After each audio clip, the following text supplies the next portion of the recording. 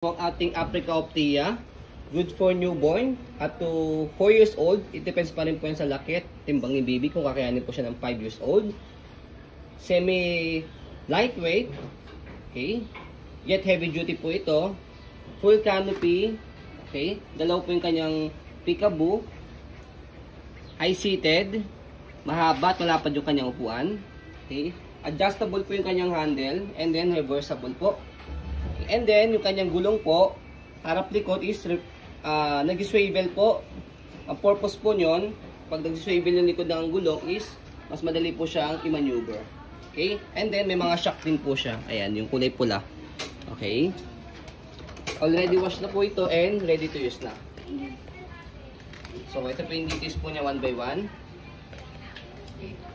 So, ito yung kanyang canopy. Ayan. Wala po siyang faded, wala po siyang discoloration. Dilaw na dilaw siya. Ito yung loob ng kanyang peekaboo. Ayan yung design niya. Okay. Unisex. Ito yung kabilang side.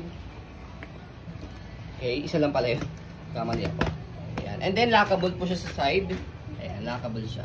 So, kapag i-fold po ninyo, angat nyo lang po itong lock niya. And then, fold nyo po ng ganyan. Pwedeng ganyan, semi-full. And then, yung pinaka-close niya. Ayan. And then, dito naman tayo sa kanya higaan or upuan. Ganyan po siya kapag nakaupo. As you can see, malapad siya compare sa mga normal stroller. Ayan. And then, kompleto po siya ng newborn pad sa head and body. So, pwede nyo po tanggalin po ito kapag toddler na si baby. No need na ng extra cushion pad kasi meron na siya. Sobrang lambot na and comfortable kay baby. And then, harness pad, kompleto rin po siya. 5 harness po yan, safe na safe si baby. And then, yung kanyang belt lock, wala po yung putol. Press nyo lang po yung gitna. Ayan. Okay? So, ito, shoot nyo lang ito dito. Ayan. Ayan. Okay? And then, adjustable po yung kanyang leg rest para pagka nakahiga po si baby, mas mahaba po siya. Ayan. Okay? Pag nakaupo, adjust nyo lang po siyang ganyan. May pocket. Ayan. Okay? And then, meron siyang extra pocket dito. Ayan. Mga wipes or anything na pwedeng mailagay dito. Handle. And then, kapag nakahiga siya, ayan, sa likod natin i-adjust later on, papakita po namin sa inyo. Ayan. Okay. So, as you can see, again, malapad siya and then mahaba.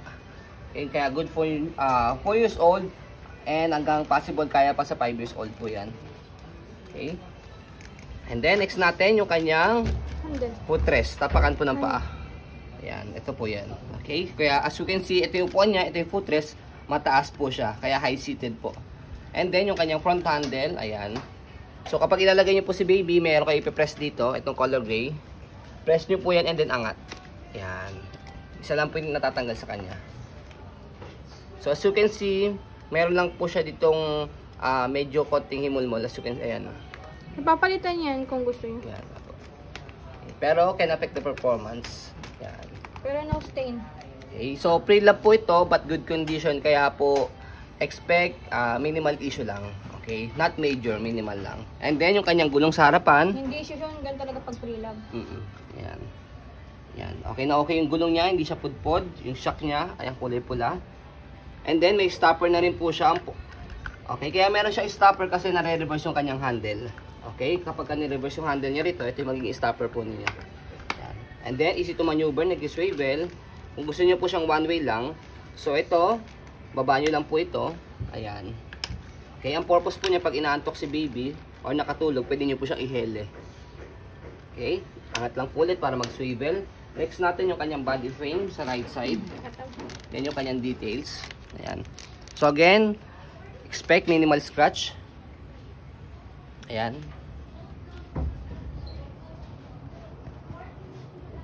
Ayan. And then sa likod natin, ayan. Again, yung gulong niya, okay na okay. Yung stopper, yan.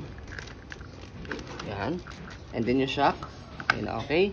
Basket, malaki, marami kayo pwedeng mailagay. Sa likod, ayan yung likod niya. Ayan. So, depende sa inyo kung gusto niyo yung butones dito or hindi. Ayan. And then sa likod, yan, press nyo lang po ito pagka gusto niyo po siya ihiga. Ayan. And then kapag gusto niyo pong itaas, hatakin nyo lang po ito. Pataas, ayan. Okay? And then sa kabilang side, left side, body frame. Ayan po yung kanyang details. By the way, aluminum po ito Aluminum. Kaya po si Africa Optia, isa po siya sa mahal na stroller po ni Africa. 40. Ayan. Okay. So, ang brand new price po niya para may idea po kayo is nasa 40,000 po. Ayan. And then, next tayo sa handle niya. Ayan. Adjustable po siya. May button siya rito. Left and right, yung gray. Press nyo lang po yan. Depende sa adjustment po ninyo kung sino po yung magtutulak. Kaya, ayan. Kaya okay din po ito sa mga big parents kasi mataas po siya. Next natin, sa pag-reverse ng handle, as you can see, yung harapang gulong, nag-swivel. Ayan. Yung likod hindi. Pero pag i-reverse natin yung handle, so, kahit hindi na dito, sa ibang stroller kasi sa baba, dahil premium po ito, dahil isa sa malawa, Africa po ito, dito na siya sa taas. Hindi na kayo yuyuko. Angat, tapos, push nyo lang po doon. Ayan. As you can see, ito pong likod na, ay yung harapang gulong, mag-lock na po siya. Ayan, lock natin. Ayan. And then yung likod na gulong kanina, siya na po may yung mag-swivel. Ayan. Okay, ang purpose po niyan para mas madali po siyang i-maneuver, left and right. Okay? So, adjust natin yung kanyang handle and then yung kanyang canopy. So, ganyan po yung design po niya kapag naka-reverse yung handle, adjustable yung handle and then full canopy. Okay? So, sa pag-fold, balik natin muna ulit. Sa pag-fold, balik natin lahat yan. Kailangan yung harapang gulong is nag-swivel na ulit siya. Ayan. And then nakalock na ulit yung gulong dito. Ayan. Means nakalock, hindi na siya nag-swivel. Okay? So, back to normal na ulit yung stroller. Nabalik na yung handle niya, pati yung kanyang gulong sa harapan. So, sa pag-fold sa kanya, kinagandahan dito kahit semi-lightweight siya, yet heavy duty. One hand fold, one hand open. Kahit hawak niyo po si baby, kayang-kaya niyo po siyang i-fold sa i-open.